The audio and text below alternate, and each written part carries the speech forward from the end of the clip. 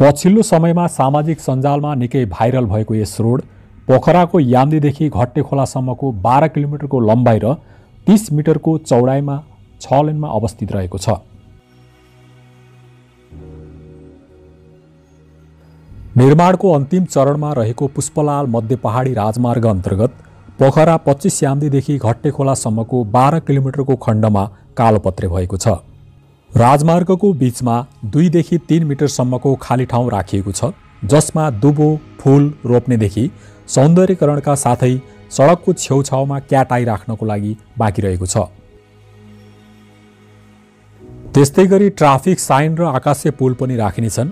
दायाँ बायाँ फुटपाथ र नाला रहेको सडक खण्डलाई लेन र जेब्रा क्रसको लाइनले थप आकर्षक हुने देखिन्छ, जहाँबाट अन्नपूर्ण हिम श्रृङ्खलाहरू पनि देखिनेछन्। कास्की पर्वत र बागलुङमा गरी 240 किलोमिटरको यो सडक खण्ड आगामी चैत मसान्तसम्ममा निर्माण सम्पन्न हुनेछ। भौगोलिक कठिनाइका कारण यो राजमार्ग भने केही 4 लेन र 2 लेनका पनि हुनेछन्।